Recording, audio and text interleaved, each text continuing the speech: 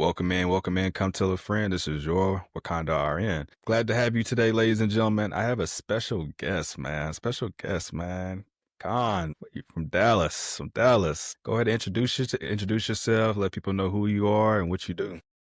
Okay. Hey guys, I'm Can and I am a trauma nurse practitioner and a content creator in Dallas, Texas.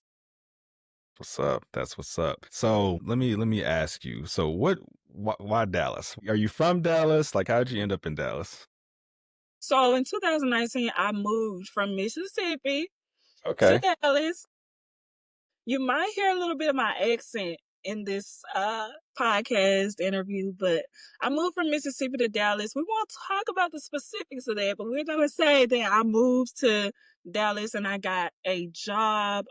When I first started nursing, I was doing ortho trauma. And I moved to Texas and I got a job at a really good hospital, Magna Hospital, level one trauma, everything. And it was orthopedics. And I was just bored out of my mind. So then that's when I transitioned. I feel like moving to Dallas is what really like made me chase my passion for nursing instead of just staying complacent. So yeah, sometimes you gotta make big moves to get to where you really want to be. So I moved from Mississippi to Dallas for more opportunities. Nice. So did you have you embraced Dallas culture, Texan culture, or is it kind of like, nah, I'm still Mississippi? So Mississippi. I can't be mad at it. I can't be mad at it. So how did this journey come about? Like, how did you become a nurse? How did you become a nurse practitioner? What made you choose your specialty? Kind of walk us through a little bit. Gosh, I feel like I'm in an interview. Okay, so what made me choose nursing? Honestly, it's like this one pivotal moment that I remember from my childhood because we don't remember everything, right? But just like bits and pieces. And I remember seeing like this homeless person walking. Where I'm from is poverty stricken. We got healthcare disparities.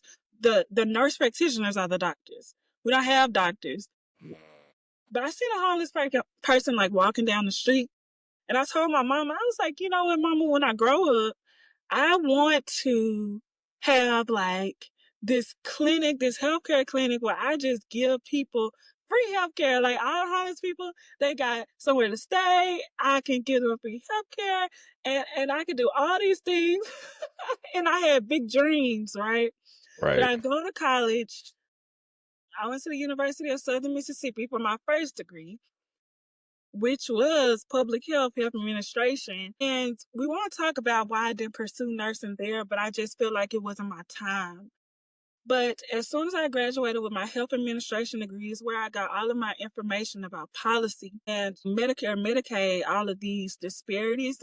They always brought up the Mississippi Delta. Whenever you talk about healthcare disparities, that's all they bring up. And I'm sitting right there like I'm a product of that environment. That's where I'm from. So I went right to nursing school after that. I got accepted. I did the traditional route where I had all my prereqs, so I just got into a nursing program. But I just kept thinking about like all of the family members that I had. They're first generation college students. Nobody knows like what happened to those people. My cousin who died in her 40s from pneumonia. When I was young, I was thinking, what do you think? What are you saying? Like my cousin died from pneumonia. That's nothing to die.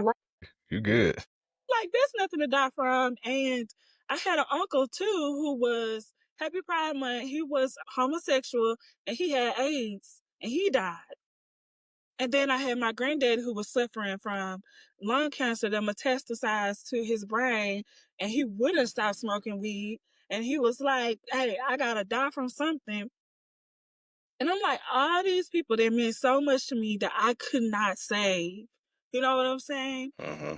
And I was like, I can use that as motivation to fuel my desire to actually make a purpose in this world, to actually do something that's bigger than myself. And honestly, I feel like that's what me and my twin both have sought out to do is like change people's lives, to help people. A passion that's bigger than the both of us. So it was an easy decision, honestly. Would I do it again? Absolutely. I love nursing. Man, I listen, I'm gonna be honest with you. I'm gonna be honest with you. Because I feel like your name is like an entendre, can. It's like you had this belief that you absolutely can make a difference. You can make a Absolutely. change. And I think that that's wonderful because I'm gonna be honest with you. Listen, your story is passionate, it is noble, and I'm sitting here like, "Dang, what my motivation?" What was your motivation? Listen. So, I wish I had like this nice, shiny dream to be like, man, I want to save my family. Yeah. Listen, I was like, listen, I want a job. Hey. I want to get paid, but I also want to help people. That it was just as simple as that. It wasn't much motivation because originally I started off as a physical therapy major. That was my first major. Then, long story short, I lived with my grandparents and they were both retired nurses. One was a retired LPN and the other is a retired RN. And so living with them, they kept talking to me. They were like, "You should switch to nursing." I was like, "Man, I don't know." And then eventually I made the change. But I like your story a whole lot better than mine. So shout out to you for sure. So, you wanted to make a change, you want to make a difference. So do you feel like, where you are in your journey right now, you feel like you've started making that difference, or you feel like what are some of those goals and achievements that you currently have right now? So definitely, I feel like like I stated earlier, when I was doing just ortho, I was like, nah, I'm not really helping people. I feel like I'm just pushing pills. Hmm. Honestly, we getting the knee replacements, hip replacements, shoulders. I'm helping people, but I'm not doing it much. It wasn't until I transitioned into critical care when I started working in the surgical ICU and surgical PCU, and I saw the absolute miracles that happen, and I was there as a witness and also as a vessel that God has used me to be that healthcare provider in these people's lives, to make an absolute difference, a change in their diagnosis, and see them do a complete 180 from no brain activity to we drilling the EVD, the hole for the EVD drain. And now the next time I come to work, you're up walking around the unit, walking, talking, smiling. Excuse me? Like, Wow. I Wow. was like, trauma? Absolutely. Because when it comes to like the things that, of course, I have a soft spot in my heart for people that have AIDS, or for people that, what's the other one? I can't even remember, but I have soft spots. Cancer, AIDS, all those type of chronic diseases, those things have a soft spot in my heart. But I found that when I was just only working with people with chronic diseases, that I was not getting uh, the effect. I was more so depressed. I was like, it's nothing I can do. You know what I'm saying? But now when I get to trauma, I don't always just have like very sick patients. Sometimes I have healthy patients who just have happened to be in a traumatic experience. And to watch them go from 0 to 100, I'm like, I'm so happy to go to work every single day. I'm so happy to be doing this. Like, it's amazing, actually. So, yeah, I think more people should choose trauma, if you want me to get on that soapbox. Okay. I've had just a little bit in my career. I have a little bit of emergency room experience. I think I worked at a trauma. I used to work at a trauma level 3. It used to be a trauma level 2. Then, you lose resources and then it became a trauma level 3. So, but it felt like the acuity was a 2. You know what I'm saying? I feel like we got everything and treated everything we could before we shipped them out or transferred them to another high level of care. But I'll tell you what though, I mean, my short stint in the emergency department, I feel like I learned a lot. I learned a Mm, lot because my background before that was med-surg, and then before that it was long-term care. So, I did the opposite because a lot of people they go from emergency room and then they go to long-term care. They start off fast and then they go slower. Mine was the exact opposite because I was like, when I got into it, I was like, wait a minute, I should have done this a long time ago. Just yes, because of the sheer amount that you see, you learn. Like, I don't know. 'Cause I know some new grads probably might listen to this. Let me tell you something. Like, if you like the hustle and bustle, I didn't work at a trauma facility, like a trauma level 1. I didn't work there, but let me tell you something. You can learn a lot and get a lot of experience, and you may find what you may call your calling. You may find it there too. yes. So, just, what I'm saying. Just give it a shot. You never know. You never know. So for you, it sounds like you have a faithful calling in what you're doing. It sounds like you have experienced blessings and miracles and everything that you do. And I feel like there's not enough nurses that experience that, because I think a lot of people neglect like the spiritual aspect of nursing, Yeah. because nursing itself is holistic, whether people want to acknowledge it or not. So do you kind of feel that way as well, that people kind of they just don't have, their eyes aren't open, or they're just neglecting that spiritual aspect, God's calling? How do you feel about that?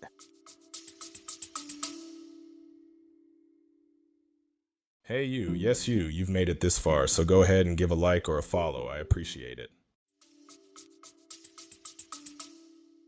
100% agree with that take. And the reason why I say this, I feel like as Black people, and I don't want to get on this soapbox, but I'm going to just say, you can be spiritual and religious.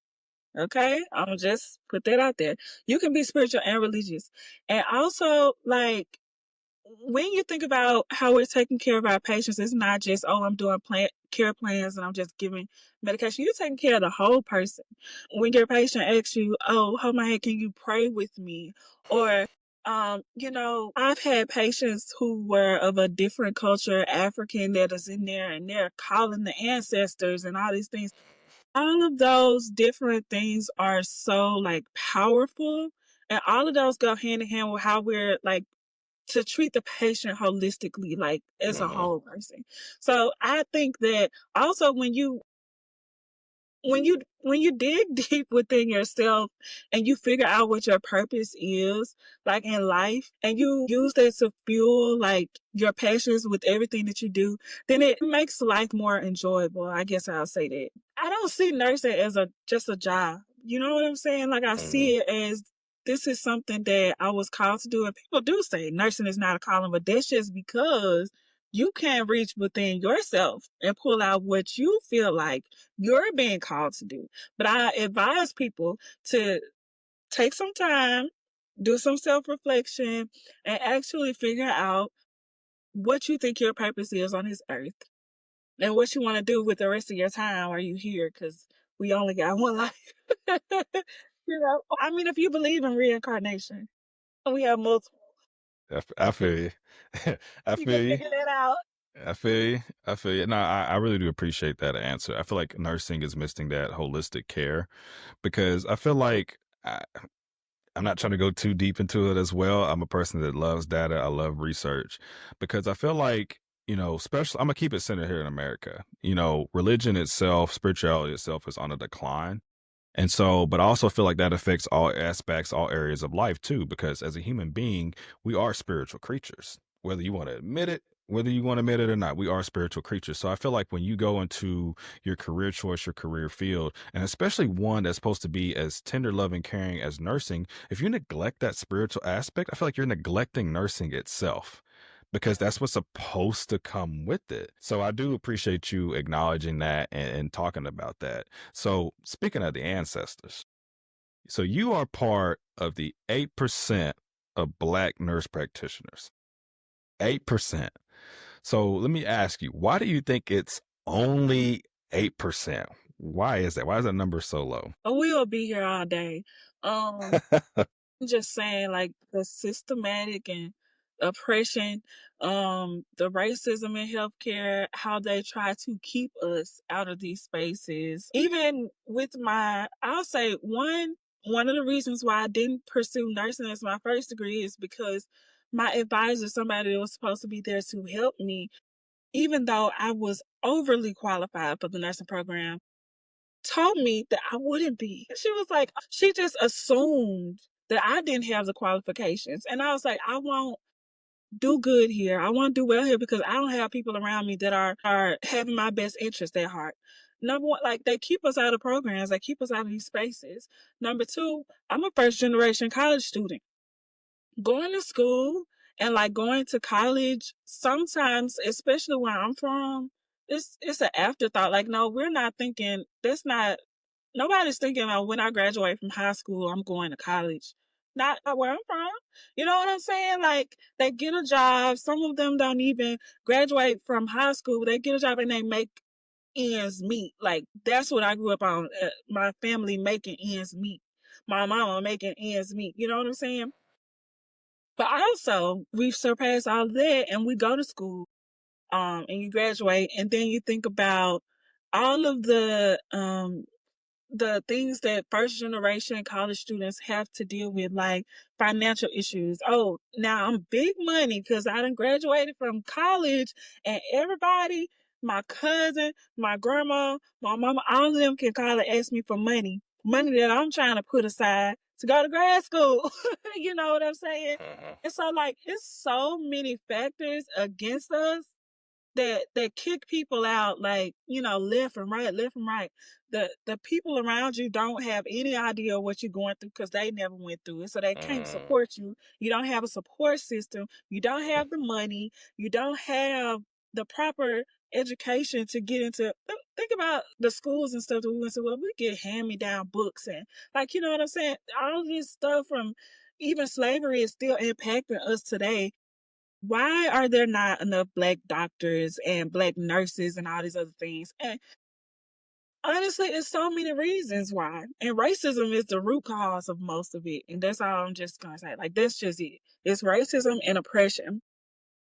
But we made it. That's all I'm saying. It's a heavy loaded question. We Yeah, made it's definitely a heavy loaded question. I do appreciate your perspective. I just like to see that number increase. You know what I'm saying? it. And I know there's a lot of, oh my gosh, you talk about spending time on this all day. Like, I know there's a lot of stumbling blocks, if I was going to say that, that's in the way of a lot of people of color, especially with us within the Black community. And let me tell you something. So if you're listening to this and you're thinking like, man, I don't know if I can, you can. You can. All right. Your journey may not be easy. You may go through a lot of trials and tribulations, but you can do it. All right. I'm telling you. I'm telling you, like, to beat the odds, like, you're more likely to be locked up. You're more likely to not be here on this earth than to be successful in this life or to get a college degree and to have a career. But let me tell you, you can break generational chains. You can break generational curses. It can definitely be done. So if you're listening to this and you have doubts, don't doubt. Have faith. All right. Have that faith and you can do it. Okay. Because as time goes on, I want to see that number increase. You know what I'm saying? We got to start somewhere. I mean, we're up to 8%. I mean, hey, I'm trying to get it to at least 10. I want to see double figures. And then I want to see it go from 10 to 15. I want to see it go from 10 to 20. Like, I want those numbers to slowly but surely increase because they're needed in our communities. They're needed. Yeah. And people keep saying, y'all need to stop going to school for nursing. We need nurses. Boy, you gonna get me started. You gonna get me started over here. That's my number one pet peeve. You gonna get me started because here's the thing too. I'm gonna say this. I'm gonna try to get out my soapbox. I'm gonna try to just say it and be done. If you are within the Black community, and I know right now for some people, in some areas, nursing is a hot topic. You know, whether it's becoming a CNA, LPN, RN, you climb that ladder. And there's some people that are like, well, everybody want to be a nurse now. Everybody want to be a nurse. Who cares? All right. We need more of us in nursing. We need more of us in these spaces. All right. I'm telling y'all, in terms of health outcomes, I'm telling you, lower hospital stays, I'm telling y'all, the data is out there. When you see more of us within the respective areas that we need to be to, and especially specialty areas, it's more beneficial than not. Amen. I'm just and the saying. literature shows that. Actual research shows that. Make sure they know that part. Yes. So I'm trying not to harp on it too long because I had this conversation not too long ago with a speech pathologist and occupational therapy. And we had a good discussion about the lack of diversity within these particular fields. And I had somebody who was white is a speech pathologist, and we had a good heart to heart. I was, about there's a lack of representation. There's a lack of diversity within your particular area. And there's some gatekeeping going on. But if you haven't seen it, go check it out. I'm not going to sit here and repeat the whole thing for y'all. I'm just saying these conversations are happening and they need to be had. There's so many people out there saying, like, why you got to bring up race? Why you got to bring this up? Why it's causing division? Listen, it needs to be brought up because it just needs to be brought up. It's just as simple as that. These areas are not talked about enough. Mm-hmm. All right. And we're trying to see more people come into these areas. We don't need less. We need more. Okay. So that's why these conversations have to be had. Which I already know somebody gonna be salty, have something negative to say about it, but these conversations are gonna continue to happen. And it's just gonna be had. That's just as simple as that. They just have to. They just have to. So speaking of, oh, go ahead. I was just gonna say, like, my best friend is a speech language pathologist. Her twin, because I have a twin, she has a twin, is a physical therapist. My twin is a therapist. So all of these areas where we're underpopulated and stuff, we are excelling, we are expanding, and it is possible for you to follow your dream and actually make a change and a difference. Yes. Yeah. So let me piggyback on that too. So some people think like because I don't see me in my potential career field, I don't need to pursue it. That's not true. That's not true. You can pursue it. And let me tell you something. There is communities that are out there. You just gotta go. You just have to find them. They're out there. There's people who are willing to support you. People willing to give you advice. People that are willing to be there for you for mentorship. There's people that are out there. But I understand maybe maybe in your local area, you may be like, I just don't see me in this field. Okay, you may feel that way, but trust me, there's people out there who are more than willing to help. And speaking of which, I know you created like you got to correct me, but the Dallas Fort Worth like nurses, like what is that? Talk to me about that. Oh, okay. Yes. Yeah. So I do have a Facebook group. I was talking about it on Threads, and Threads is like up and popping since I got off Twitter because there's too much going on over there. The nursing community is like very huge on there. And what I plan to do for the Black nurses in the DFW area, I'm trying to create like this networking hub where we have preceptors for how hard it was for me to find a preceptor when I was doing nurse practitioner school, mentors for newer nurses, so that we can live as we climb, and also to have like little networking events and things like that. I have a few members in there. But as my platform continues to grow, then I hope to get more members and to start doing like more events and to like start. I don't know if you guys know Nurse Row, but she does the Atlanta Nurse Expo, and we are already talking about, oh, we need to get together. Like once I get this up and running in Dallas, and we have interconnected, and we're just gonna, it's gonna be so good. It's gonna be so much fun, but also it's gonna be like valuable for those of us because hey, white people stick together, and we got to learn how to do that. Right? No matter what, we got to learn how to do that, and that's my way of contributing to. I love that.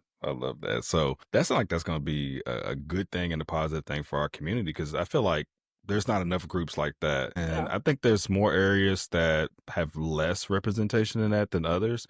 So I'm happy that you're doing that down here in the South. So I'm very happy that you're doing that. So let me bring up another topic real quick. So listen, man, I know in future nursing yearbooks, we're going to see the name Scott. It's just gonna happen. It's just gonna be like a yearly thing. We're gonna have like an anniversary. It's just gonna be in future textbooks about the Med Pass and all that stuff, which I know everybody has their take on the Med Pass. But here's something I feel as though people aren't talking about is the fact that, yeah, she made a mistake. Yeah, that event happened, but some people didn't let it just move on. There's people who literally tried to capitalize off of somebody else's misfortune, doing multiple videos, just beating a dead horse, I feel like. And yet we see stereotypes. You know what I'm saying?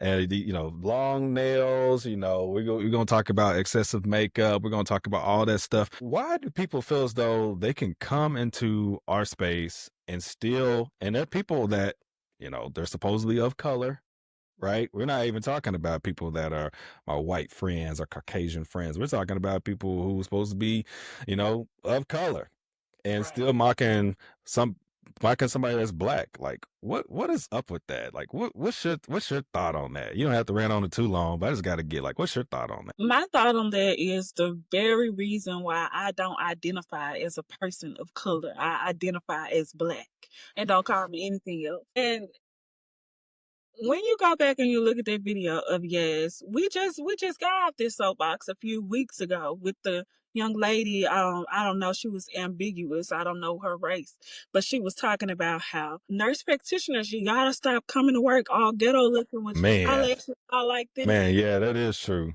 and your nails all out like this and looking unprofessional. Since when has it ever been? First, let me just say it. Since when has it ever been unprofessional to come to work looking like you care about yourself? Okay, so we just came off of that, and then we go to Gas, who, I mean, she had clean face, nice skin, hair pulled back, very professional looking. But you get on social media and you make a video with markers on your hand, just doing all this like she was acting ghetto in your. We all know who they was talking about when they was talking about ghetto, but you're acting ghetto, smacking on gum, talking, chewing, doing all these things, overlined lips, dramatic makeup. Yes, didn't have anything like that going on in her video. For you to make a parody video with all of those elements, it's giving that you're not trying to bring awareness to the situation. It's giving that you are racist. And just because you got a black friend or your mama is Afro-Latina or whatever you want to call it, does not mean that you cannot be racist. You are not black. It's called anti-black. That's the name of it. You're anti-black. Anytime anybody black does something, you're anti-it. So like this young lady, yeah, she did some crazy stuff that I wouldn't ever do. You know what I'm saying? 1 or 2 videos, okay. You still making videos now, it's an issue. And now you adding different elements and stuff into the video that didn't have nothing to do with the video at hand. You just trying to make fun of black people now. And I have a problem with that. And I'm gonna say something about it every single time. My purpose, and I even had another. These were his. I'm not sure if they were Hispanic. I'm not really sure of their ethnicities. But somebody commented under there, and they was like, "Oh yeah, now this comment got flagged." Yeah, because I wouldn't do that though. Because they were asking me, "Can you show why didn't you say anything about the white people?" I said, "I haven't seen any white people." I said, "I haven't seen My any white gosh. people that were acting, ghetto, acting like she had long nails, makeup, and stuff. I don't see any white people doing it." They said, I said, "But you can tag me in those videos and I'll say something because I don't care. I'm gonna say something." And they were like, "Oh, but I don't do that because I don't throw other minorities under the bus like you just said." Excuse me? I said, "You know Mm-mm. what? You have a voice and I have a voice, and my voice is reserved for black people and people that look like me. That's what my voice is reserved for." So when I see some injustice or somebody making racist remarks or anti-black remarks, trust me, I'm going to say something. When it comes to black nurses, I'm going to say something. And you have a right to say something about your ethnicity and your people. You have a right to do that. What you're not going to do is do that up under my video. That's what we're not going to do. Because you have your own platform and go make a video about that on your own time. This ain't that. And that's called straw man's fallacy. When people are over here talking about something that ain't nobody talking about at all, and then you come over here talking about, but these white people, we talking about baby girl right here, what she just did. That's what we're talking about. You speaking too you speaking too much now. Straw man fallacy.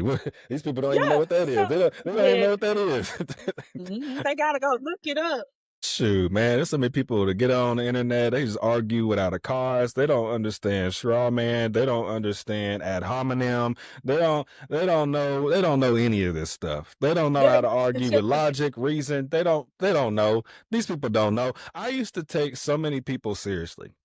I'm gonna be honest with you, and this is my fault. I acknowledge this is my own personal fault. I used to think people were smarter than what they were. Can you believe me? Can you believe me for thinking that? I used to think people were smarter than what they were. I used to think that people had a basic understanding of reading comprehension and listening comprehension. I have learned real quick that people lack reading and listening comprehension. They just argue to argue, or they troll, or they just troll. I learned that real quick. So I'm like, you know what? If somebody wants to have a civilized, honest discussion, we can have that. Otherwise, I'm not going to waste my time. I'm just not going to waste I my time. don't. I don't waste my time. You know what I'm saying? So yeah, you're the same. You're the same regarding that issue. So I get you. You talk about straw man, we talk about ad hominem, we talk about all this other stuff. They don't know what that is. They have no clue. They don't know what that is. They gotta go Google it. They gotta go Chat GPT. They have no idea. They have no idea. So, but I get what you're stepping in there. So let me ask you something. If you have one, what's an unpopular opinion that you have? So I do. I have a few. And being that I was a student nurse tech before I was a nurse, people would think that I think opposite of what I'm about to say.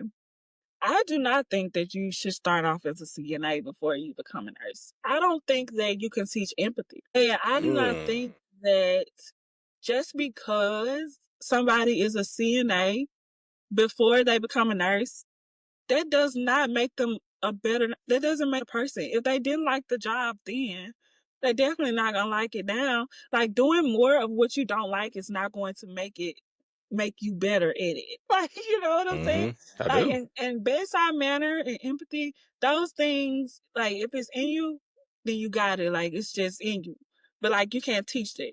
So no, I don't think being a CNA before you become a nurse is going to help you out or be beneficial in any type of way if you're not a good person and if you're not just in it for the right reasons. Another thing is, I just started med-surg. I don't think anybody should be starting med-surg, and I don't even think med-surg is a good starting point for nurses because you have so many That'll patients. get people right there. Go ahead though. Tell you, you have so many patients that you don't even know your right hand from your left hand.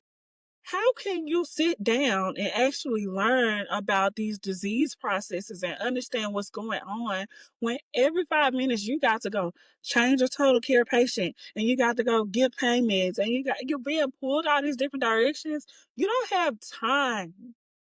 Emotionally, like, your mind is so, like, all over the place. You don't even have time to actually sit down and figure out what is actually going on. I learned so much as a nurse when I transitioned from floor nursing to critical care, and it was so much that I did not. Mm, mm, I think that if what I did have from my CNA experience and from my floor nursing experience was time management. But even still, the time management is a different time management when you go to the ICUs and ED, like higher level of care areas. mhm. It's different. You can take little bits and pieces from, I don't work so many specialties. You take all of that with you and it builds into, like, the type of provider and the type of nurse that you become eventually. But yeah, I don't think med-surg is a good starting point. I actually think it's just a waste of time and it's unnecessary if that's not something that you want to do. Well, I can't wait for people to respond to that. I can't wait. I can't wait. I remember. I can't argue with it. Yeah, I'm saying. Listen, there's people that they are salivating to argue. They are salivating. There's people to this day that think that all new grads should go to med-surg. Even still to this day, which is crazy. I argued with. I had a post almost a year ago now where oh my gosh, and it caught, like, I had so much back and forth in my comment section. So I had stitched a content creator's video, and she had said something about new grads shouldn't go to aesthetics, and so I said we're supposed to go med surge, and then that caused like a big old controversy. Caused a big controversy. I saw that video about the aesthetics, though. I Oh, saw that. did you? Yeah. So that caused like a big controversy. And I was trying to get people to understand the point. The point is, I understand people have various of opinion. I say that people go wherever you want it, wherever your specialty is, wherever you're going to be valued, if people are going to invest in you, go wherever you want to go. This is 2025. Like, we're not talking about the early 2000s or even the 1900s anymore. What are we talking about? Like, if you want to go somewhere, just go somewhere. Like, what's the big deal? Unless somebody can prove me wrong or give me some evidence, right? Give me some good research, some good evidence that proves otherwise. What are we arguing about? You know what I'm saying? But that line of thinking is still here. It is still here. It is still prevalent. And I'm trying to get people to get out of this old mindset. It's old. It doesn't work. I've even had people try to go back and forth with me on my own lives about this very same topic. And I'm just like, bro, we can't move forward unless we get out of this backwards way of thinking. But I digress. So I think the last thing I want to ask you is, so you went to, you got to give me more of the details. You went to like a content creators event in Dallas. Was it YouTube or was it TikTok sponsored? Who ran that event? I did both. I Oh, did go okay. to a TikTok shop event. Okay. And I also went to the YouTube Creator Collective event. And I am a firm believer, and I'll tell you this, I am a content creator. I'm a UGC creator. And what that basically means is I make ads for brands. Nice. Y'all might have saw me in the Fabletics ads. I've done so many ads for Fabletics. It's crazy. Nice. When it comes to TikTok shop, my video selling those cozy fit scrubs has over 1 million views. I make money off of that every single day. And Ooh, I that's have good. not posted a video about those scrubs in a year and some change, whatever. But when I was in grad school and I couldn't work as much, I picked up on content creation and I made money doing that. I still do make money doing that, but I made way more money then. I was making like 5,000 to 8,000 more dollars a month just doing content creation. So when people say like you can be a nurse and a content creator, it really irks me because yes, you can. And you don't have to be a nurse and content creator, you know. But those two events, the TikTok shop event was an event where we could network with other TikTok shop creators, and you have to have a minimum GMV requirement, which means that you make TikTok some money. So they invited you out. We went to a mansion and they had a whole bunch of like TikTok shop samples that we could take home with us and actually make videos with in order for us to make more money. That was a TikTok shop event. The YouTube Creator Collective event, I am transitioning from just being a UGC creator to being like an inspiring influencer. So when people see my videos, I have two pages. I have a nursing page and I have my own like personal page, which is being taken over by TikTok shop, but whatever. We're trying to get that back, situated. So like, oh, I get PR. I got so much PR. Like, I'm saying, because you make the content and you tag the brands. Anybody can be a content creator. I don't have thousands and thousands of followers, but guess what? I'm gonna make some money from it. Back on, yeah. So the YouTube Creator Collective event was so fun. It was a networking event. YouTube invited us all out to network with each other. They had some cupcake making sessions. We had questions we could ask the YouTube people that were there, like about the back end of our videos, how to grow our channels. They had so many like little tea stations, food. We had salmon, potatoes, like all types of stuff. Open bar. Open bar. Okay. It was lit. That's all I'm gonna say. And if you don't watch this video, nobody knows this. Yeah, I was a little bit inebriated. I fell in front of nobody knows that. Like I didn't even tell nobody. We ain't gonna tell nobody. But like you don't have to just if you're a nurse, you don't have to just like be a nurse. If you want to be a content creator, be a content creator. If you want to be like an influencer, be an influencer. Like don't let nobody tell you what you can and you can't do. I'm all of the above. You know what I'm saying? So yeah, just branch out and do whatever you want to do. Like I said earlier, we only get one life. That's right. That's right. I appreciate you saying all that. I appreciate you saying all that. All right, Con. So we're gonna stop it right there.